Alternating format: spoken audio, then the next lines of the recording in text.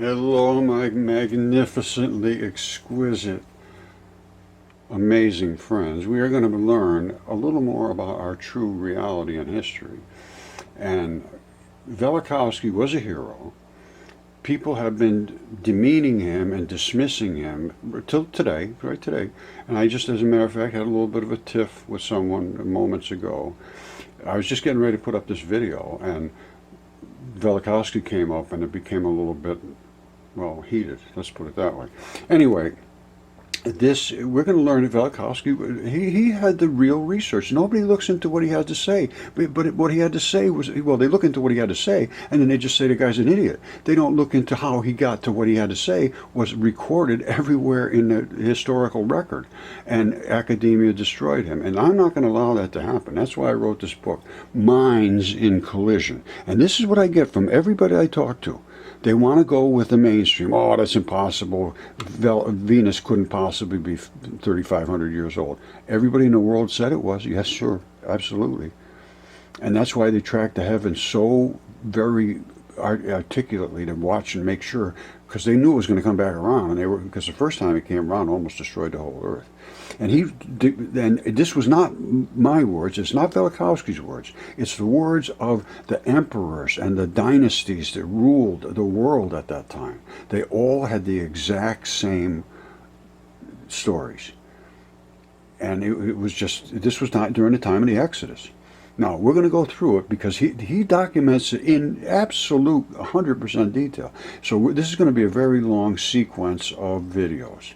Today is the first one. I don't know how long it'll go for, but we're going to get in a little bit of a background on it, and then we're going to go into the real deep details. And then because I'm going to show you right here, I have the evidence that shows, and in this video I will be showing this to show you that this supports what he said about a great flood, which was the time of the great flood, the Exodus. And that's why they hated this. They hated it. And now I have giants, I have mud fossils, I have DNA, I have CAT scans. Nothing here can be dismissed anymore. So I'm going to go right into it, and then I'm going to be probably doing a series of live things. I don't know. I'll probably do a Zoom on my own. I don't know. I don't seem to be able to get along with anybody at this point. So I don't know exactly how I'm going to do this. But I have a couple people that I was talking to. And so either it'll be me and a chat with somebody else. And there's a guy called Greg J. And he's very deep into Velikovsky. And that's what I need, is to somebody that has that kind of ability to talk on that level. And he seems to be very engaged. And I'm hoping maybe we can get together and do something. Somebody said to me that he was interested. So I'm hoping that's, Greg, call me, buddy. Let's get together. Let's do something. All right. I love you all. Stay tuned. Here we go. Okay, my wonderful friends.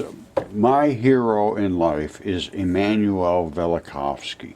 I wrote a book about him about 5 or 6 years ago that was in response to the absolute denial by academia, who is supposed to be teaching us the honest truth about everything, and we have to listen to him. Same thing happened to Velikovsky. He was absolutely, totally destroyed.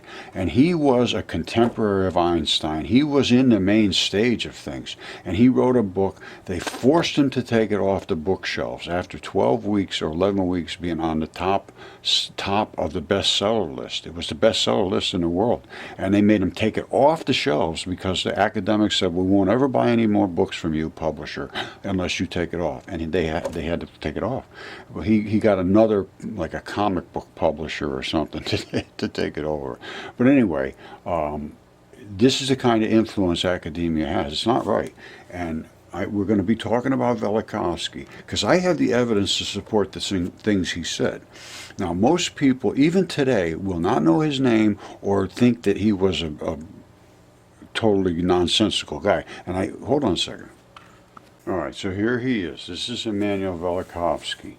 He was a Russian, Israeli, American scholar, author of several books offering pseudo-historical interpretations of ancient history. He researched all of this. This is not any kind of interpretation. This was what they wrote in ancient texts. including the U.S. bestseller Worlds in Collision, which was forced off the bookshelves, published in 1950. Earlier, he had played a role in the founding of Hebrew University of Jerusalem in Israel and was a psychiatrist and psychoanalyst. And he was a contemporary Einstein. They know each other.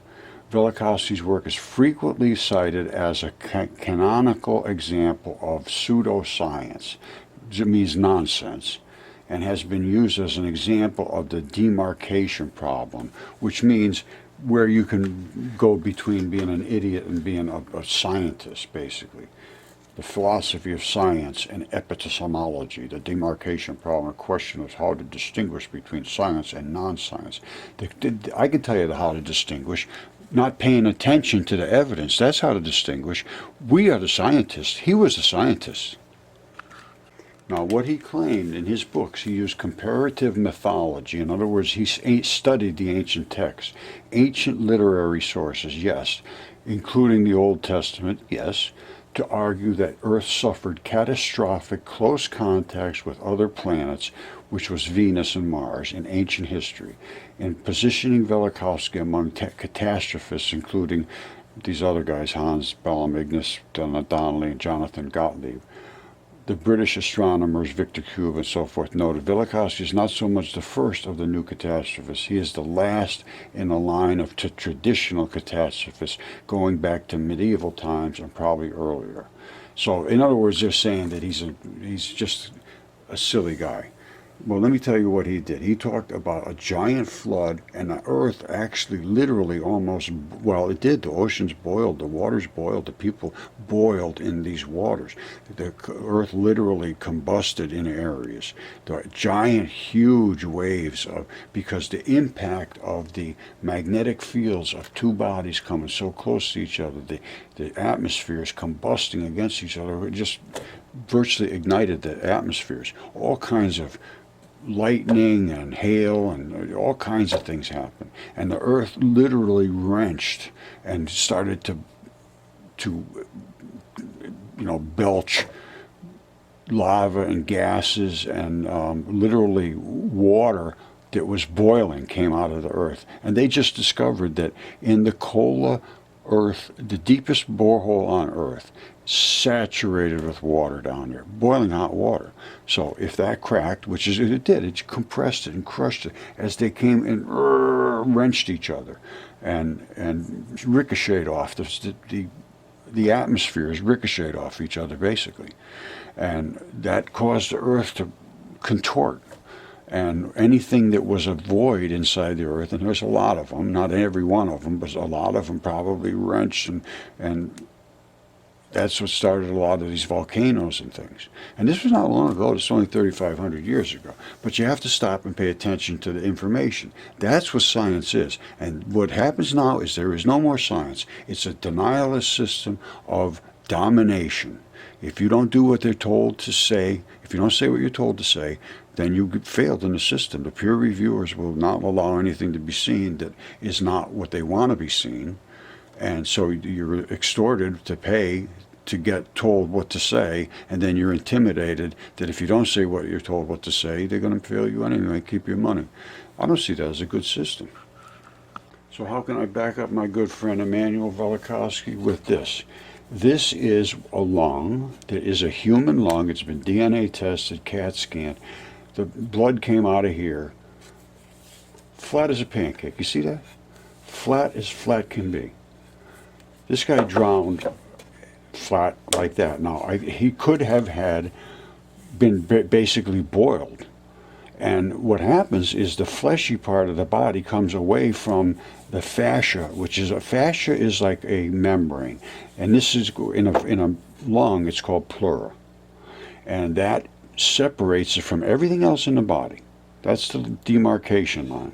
Now, the heart was up here. This is a left human lung. Flat as a pancake. Guess what this is?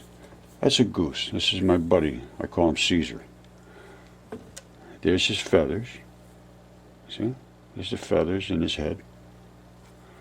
That's a goose. Now, what is he? He's flat as a pancake too. You see that? That's the side that was down. He died in the same sort of situation. At the same time too, I'm sure. you can see all the details in here. This is what's called nucleophilic substitution, but its substitution means it's substituted whatever was in that muddy, aqueous, wet, boiling, transition metal laden, salty or acidy waters, and they invade and cause transition metals to come in and bind and make everything stabilize. But it turns into basalt or limestone or sandstone or whatnot. Now, this is the pleural. I'm going to look at this in a microscope just for a second or two. And I haven't just coming out of my ears. There's a bone head. It's a bone. And they transition. This is another lung. You see this? This one here, I showed you the pleura on this one. This one here, the pleura is halfway off. That's the lobes of the lung down here. The pleura is wrinkled off. But the same thing, flat as a pancake. See that? It died in a flood. And something forced this pleura to push away, and the base part of the lung. I'm going to put a little water on there. In the meantime, I'm going to show you when some of this stuff first came out of the ground. All right, remember I showed you this lung right here? Well, it's actually right here. And how flat it is on the back, and the blood coming out of it. I had that all tested, DNA tested. Had another lung here. This one here is all the way down to the alveoli. You see the little holes? Same thing, they're all over here. You see it? And the blood came out of here. Every one of those little red spots, a ball of blood. And I mean, I'm talking about a ball of blood, not just reddish looking. There was a ball of blood coming out. You see it? They're all over the place. And you get blood out of these things just in buckets full if you want.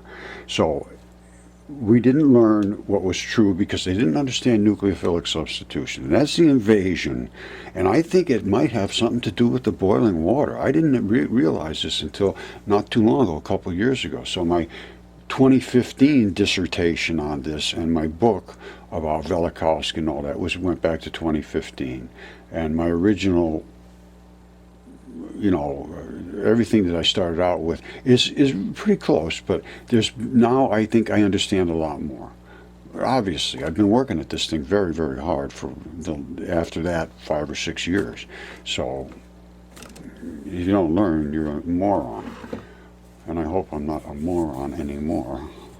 Now, this is another lung, and all the pleura, see, this fabric stuff has worked its way off. And this is what you see underneath here. This is between the two. See? What an amazing world. And that's the flat side of this one. Now, what this was in, I have no idea. But it's a lung. That I absolutely know. No question whatsoever. 100% certainty. And it's semi-eroded. I have other ones here. Here's one here. It's extremely eroded. That's all the way down to the deep inside here, into the cavities of the lung. I get so much on this, it's embarrassing. This one here, this rock here, you see this? It's sort of dirty, and you maybe not even notice it, like looking like meat now. But let me show you when it first came out of the ground.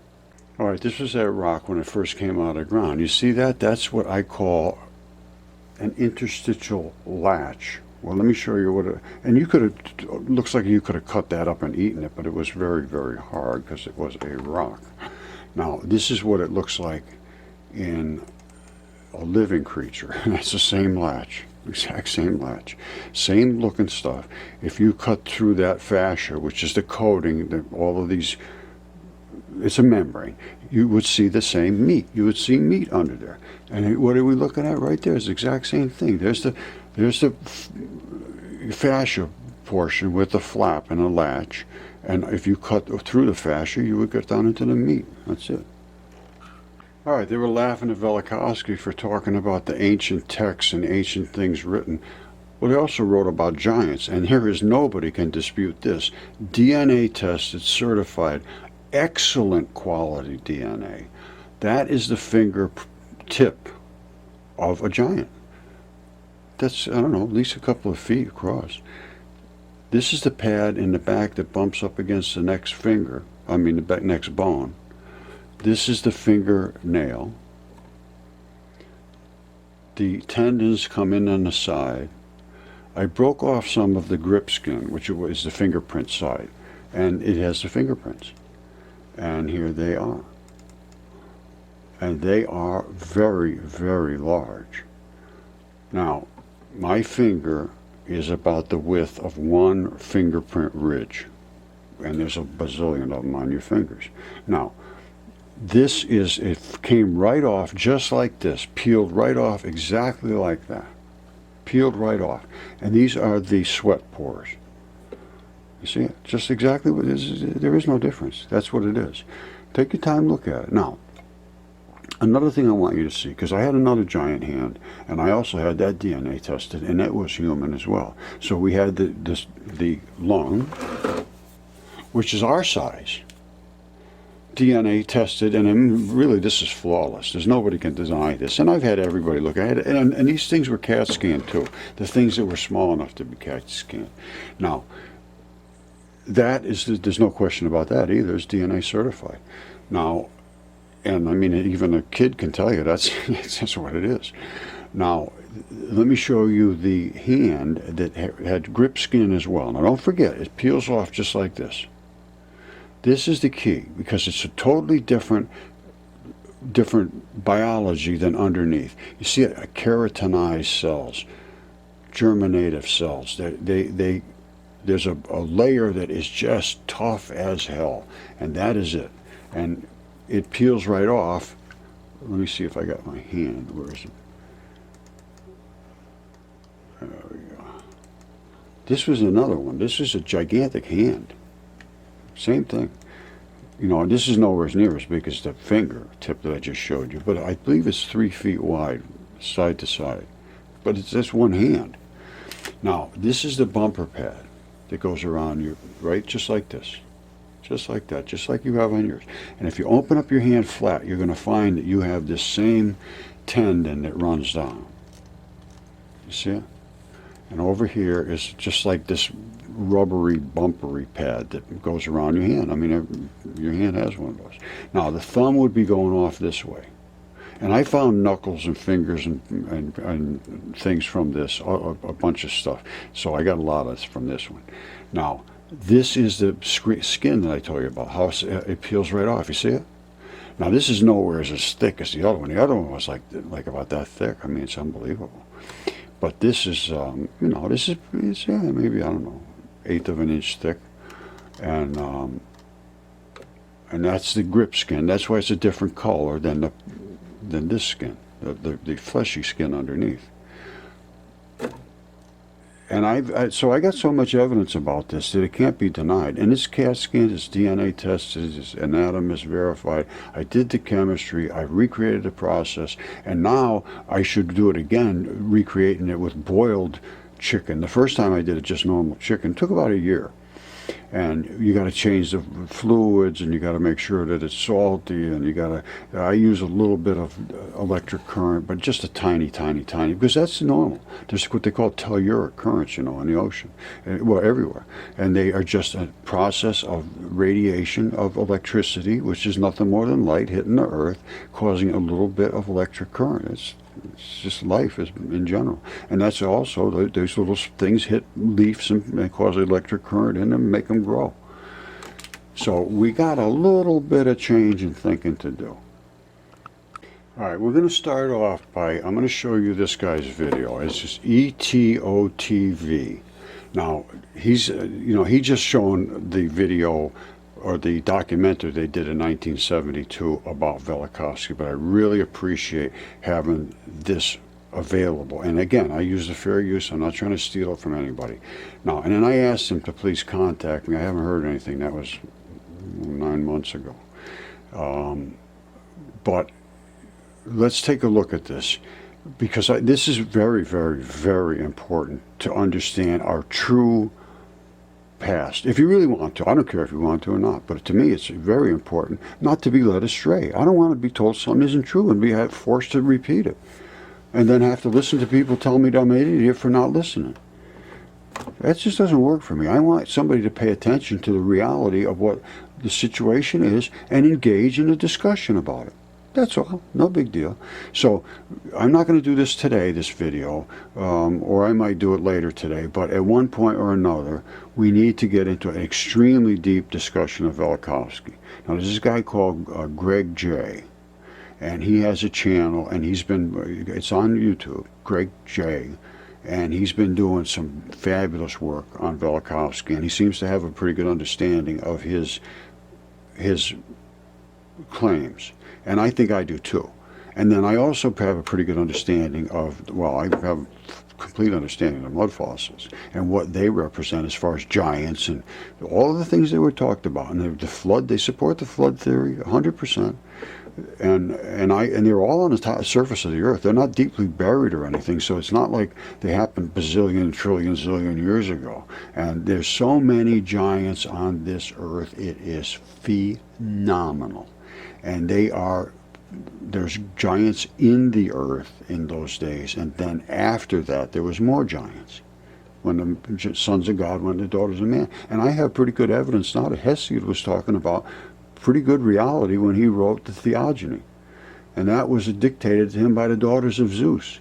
We have a lot of thinking to do about what they wrote about, and it was all true as far as I'm concerned. At this point, I give no credence whatsoever to what academia is saying about our past, about geology, about literally anything that has any theoretical consequence to it. They may be able to tell you how to multiply and divide and add and subtract, but after that, I think it's all guesswork, to be perfectly honest with you. And they deny, it's guesswork and denial. Let's go with that. All right, we're going to be going over to the actual the body part. But remember this, you got this part here, and then you got another attached to it, and you got a space in between, and you got some areas where there's holes. Now, one side is really scrappy looking, and the other side is a little smoother. And there's a lot of tendinous material, and this is your backbone. And I am going to show it on a mud fossil. All right, what you're seeing is the guy's back right here.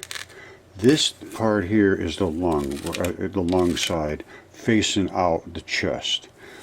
Now look carefully. Take your time and slow down, go real careful. Look at this stripe coming straight down here. You see, if you can see it or not, let me see, get a little more light on this, maybe it'll be better.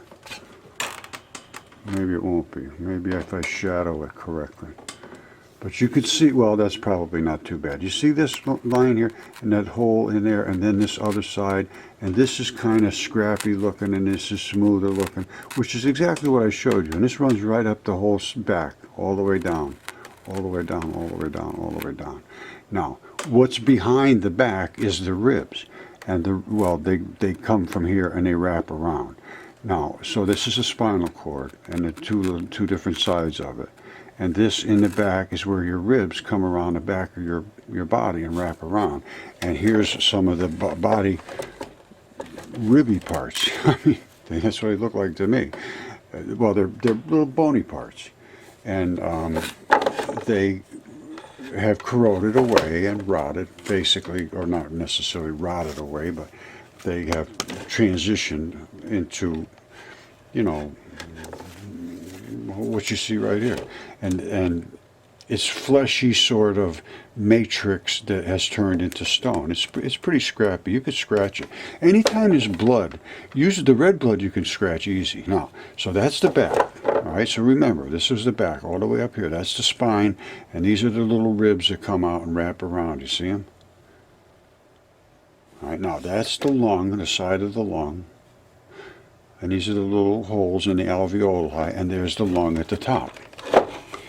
And when it all drained off, it ran off and left this patterning there. All right, we're going to do a little scope work here. Now, this is a rock, but it's got a blood coming out of a blood vessel. And they have blood inside of them. I've shown this many, many, many times. That's the fibrin, which is the backing where the blood clot attaches, and that's just what happens in the body, so that it can attach. Now, this is the actual red blood side, and this is the vein blood side. Now, we're going to be looking at all of these things in the microscope. I have to turn the lights off, and I'll tell you what they are. Like, this is the lung. This is the goose, my buddy here, Caesar. This is a bone. All right, I'll say that's the bone. This is another lung.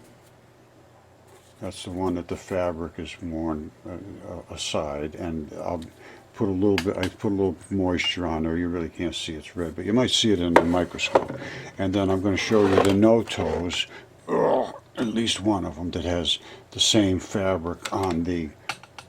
They all have the same fabric. It's collagen, and there's a certain type of collagen that creates rubbery membranes. All of these things have to be somewhat rubbery, and even the goose head will have this same collagens, but they form into feathers, where the other ones form into fibers that make,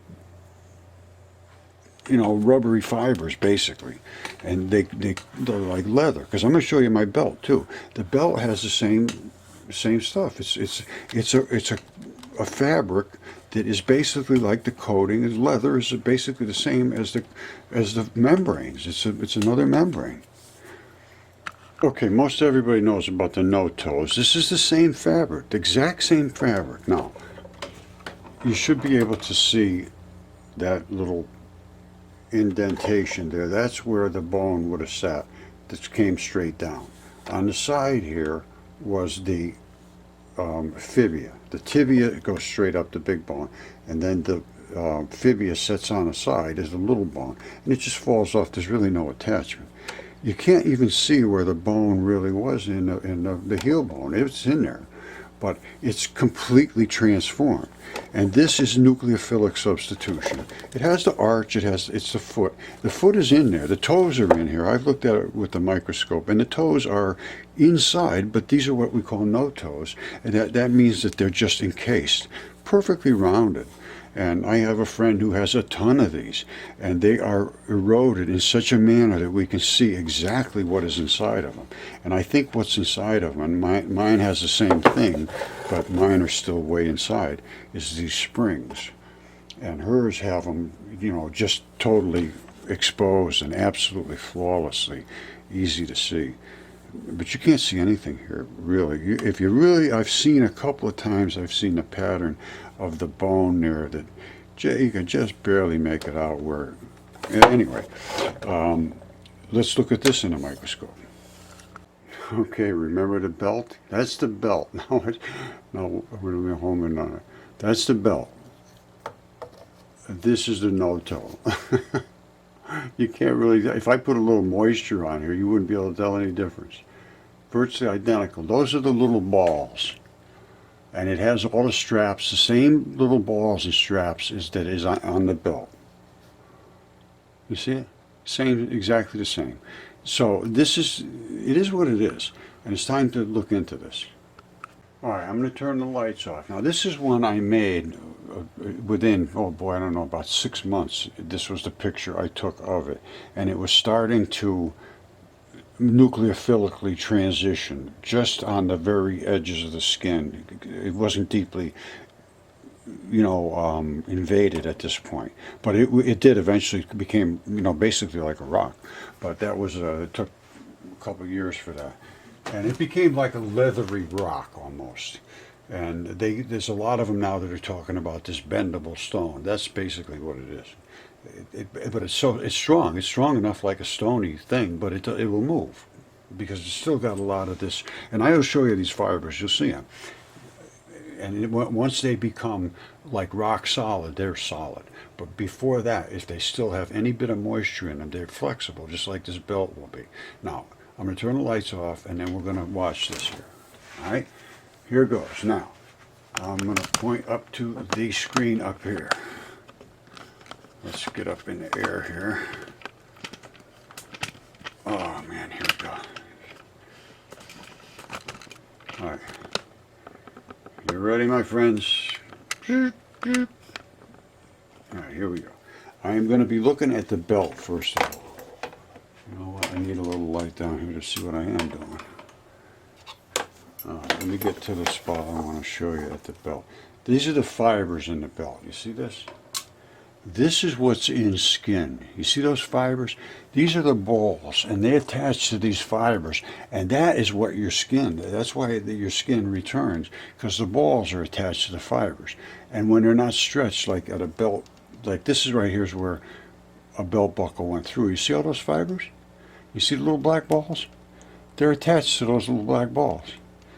And that's what's in skin. All right, so, but normally you would see it like this. This is what you normally see when they're not really pulled and stretched. Those are those little attachment spots, and all the fibers are embedded and webbed in. Now, I'm going to go from there to the lung. Here's the lung. You see this? Now, the lung is dense in the pleura, but it's basically the same sort of stuff.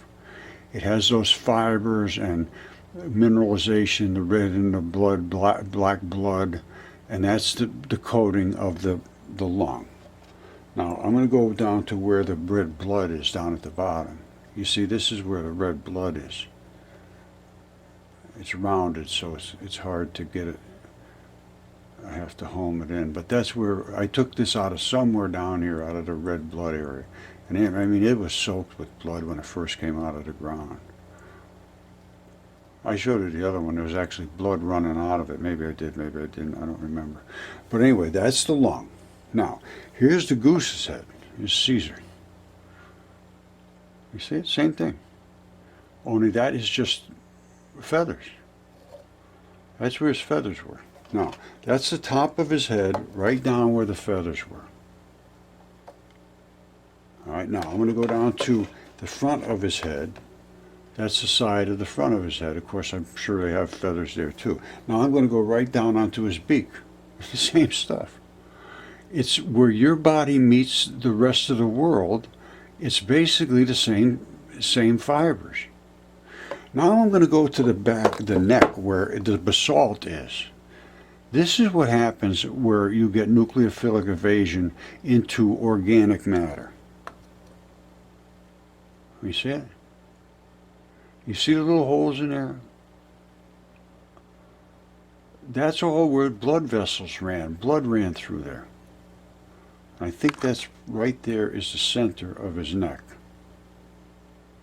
where the white and on both sides of the exact center of where his throat would have gone. Now, there's a spot up here where the red blood supply was. Let me get into it. I went in there and scratched it all out, just take a look at what it looked like under the microscope, because I got another microscope here. But anyway, this here, you see it? That's deep in there. It's a blood vessel. That's all it is. Now I'm way up the top, and now I'm going to go down, down, down, down, down, down, down, and I'm going to get it way down to the bottom, where I can see the bottom. Nice and clear. And that was all blood. And then blood ran out on the side over here. All right, so that's the goose. Now is the bone head. All right, that's the bone head. Now, same sort of stuff. You know, they have a different texture to them, and they actually have different textures in different spots.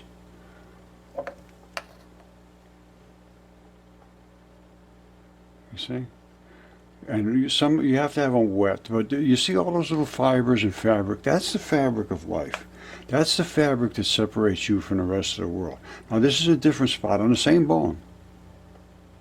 Now, whether it was lying on this side and this is where the blood ran out and coagulated in those spots, I don't know. If I go to the exact other side of the bone, I have this. You see that? So I would say it was tipped the other way and leaking to the other side. So that this side was up and this side was down, and the blood ran to this side of the bone. So this side was down and that side was up.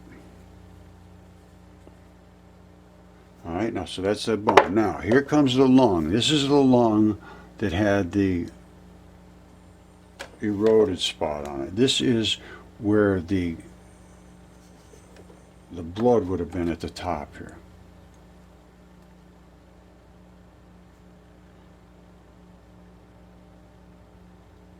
You see this, all the little dense blood spots.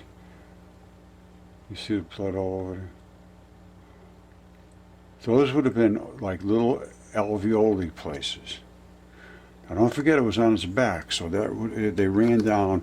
Probably if I can get on the other side and pick up a spot. Well, it's not eroded on the bottom all that much.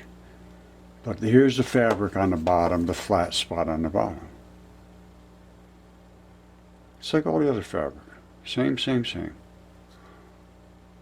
Identical. See all the little holes? When you see all those little holes, those are tiny little blood vessels that have leaked out. Alright, so those are those several different items, but they all have the same fabric. They call that feldspar. And it's not feldspar, it's the fabric of life.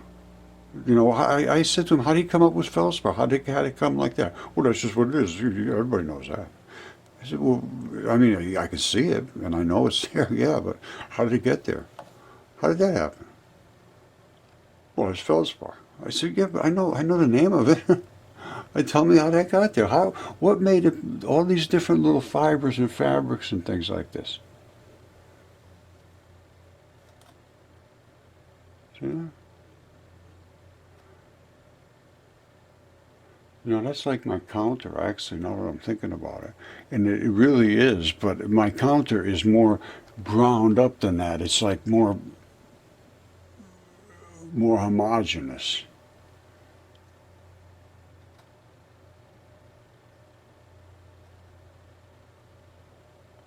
But it's the same, it's fabric. It's biology.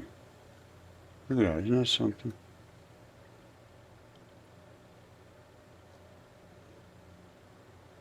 I'm going to have to think over if the counter could be made out of this fascia instead of what I thought. No, it can't be. You see how uneven this is, how you got dense spots and not dense spots. Well, my countertop is absolutely homogeneous. Let me just show you, because this just threw me for a loop almost as I started to think. But this is not the same case. Watch. Now you see, this is completely homogeneous. It's all ground up to like the same. It's everywhere's the same. There's no special anything going on here except a mess. Alright, now that you've had a little introduction to Velikovsky, we're going to be going into this ETOTV rendition of the documentary from 1972, the CBC documentary about Velikovsky. Now this was 22 years after he put the book up, and by this time almost everything was documented to be proven true. I have a bunch of things on Velikovsky. Let's just go a minute or two into it, and then the next video that I do, we will go deeply into Velikovsky, probably go into the rest of this video, or at least a bunch of clips from it, and then we will have questions and answers. Somehow I have to get this done on a somewhat daily basis, because I'll put up videos, and then somewhere in the day I'll do a Zoom meeting, and anybody can pop in and ask questions or answer, something like that. I got to figure out something. I'm not good at that kind of stuff, and I'm not good at working with other people. So, you know, I already had it out with somebody today that was going to try to work with me, and I think he's a good guy, and I think he would work with me, but, you know, he hit a sore spot when he said that, oh, Emmanuel Velikovsky, that can't be true because Venus wasn't, and then he wouldn't listen to me, he just kept on running. I said, hey, wait, just stop and listen. Nope. So that ended up kind of bad. But anyway, this is the way it's going to work. I need to be able to confront people that listen. They can't just say, no, that's not true, because somebody else told them it wasn't true. That doesn't make any sense at all. If I can present my evidence, and that's what I need to do on Zoom, be able to show my screen and be able to show the evidence to support the things that were said. I never, ever just come with nothing. I come with some evidence, to support what I'm saying. And some of it's historical documents, absolutely. But I relate what I'm presenting to those historical documents to support my side of it and to support their side of it if it does. And sometimes it doesn't. So, so I'm at odds with some historical texts for sure. But I'm telling you, the vast majority of them that everybody else in the world is at odds with, I think are absolutely, no question, true.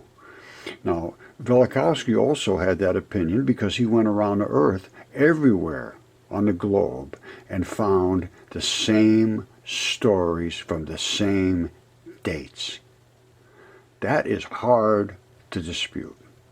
And I have the evidence, and it's all going to be seen. So don't forget, this is ETO TV, and here we're going to just listen to a minute or two and get started. Here we go.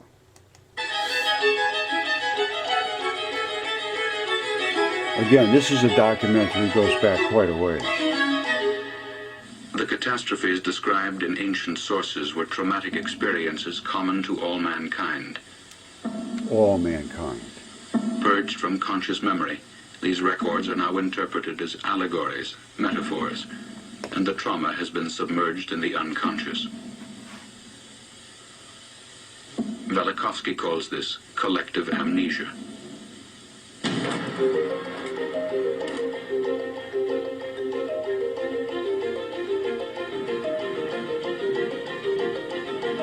'72. That was I just out of the Army for 2 years. I remember this well.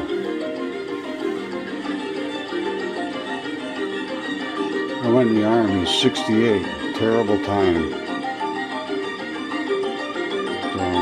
during Vietnam. Hello, I'm Mark Starovich. On this edition of Documentary CBC, a theory about our solar system that sent a scholar on a collision course with mainstream science. It can be thought of as a sort of billiard shot in the heavens. Less than 4,000 years ago, Venus jumps out of its orbit, past Earth, knocks Mars out of its orbit, and causes general chaos. Not only did it jump out of its orbit, it was born from the feared god Jupiter as a fiery comet that was so bright that it was brighter than the sun. It lit up the cosmos, they said, and it almost hit the Earth. And I'll let him just continue for a minute or two, but we won't do this whole thing today. It's going to be forever. Did it happen? Dr. Emmanuel Velikovsky thought so, based on various ancient texts. In the 1950s, he was considered a kook. But since then, some of his predictions have turned out to be true. Virtually all of them have turned out to be true. And Venus they said it should be somewhere around the same temperature as us. Well, he said, no, it's going to be about I think he said 600 degrees. Ends up being 800 degrees. It's spinning in the wrong direction from every other planet. It's on its axis, it's going backwards, which means it's scrubbing like tires going backwards while the car's going forwards. It's 800 and something degrees on Venus. It's a disastrous, and it almost hit us. And that's what caused this absolute devastation, this catastrophe. And that's only 3,500 years ago. So before going through this whole thing, we're going to be, because this gets deep, very, very deep, and it's very long. And again, I wrote a book about Velikovsky. You can come up here and read about it. But I was in the same position Velikovsky was in. I called my book Minds in Collision. His was Worlds in Collision. It's Mudfossils, Velikovsky, and Minds in Collision. And what I said about it was that I was frustrated. I was upset. I had all this evidence to present, and nobody would look at it. So I said the academic bullies and book burners are about to be exposed in these pages. And I put it up for free. I don't know, it says 99 cents. Anyway, at that point, I thought this would be all handled, and of course, they just dismissed everything I did and really crushed me. Put me on all kind of spam lists, reported me for all kinds of things, and I never get through to anybody. I don't think anybody ever gets my messages, because nobody ever gets back to me, so I have a hard time believing that it's just that pervasive that nobody in the whole world could be interested. But anyway, I mean, the people, I got a bunch of people that say, oohs and ahs, but that's about it. They have no... Let me put it this way, they're not in the mainstream. So they're thought of also as a crazy people too, just like Velikovsky was. And this can't stop. It can't continue. I have the DNA, I have the CAT scans, the specimens, the anatomists, the biology, every single thing to support my statements. It's time to make this happen. The people that are standing in the way of it now, like Yale and Harvard and all those, they're going to look like absolute fools. I mean, they do now, but nobody knows it yet. Well, they will soon.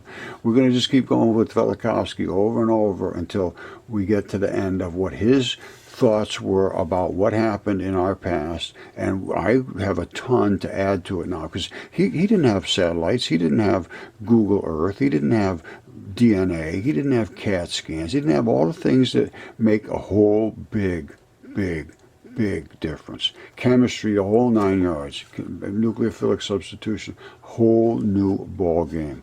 And my buddy Emmanuel Velikovsky, his name will be heard and revered throughout history.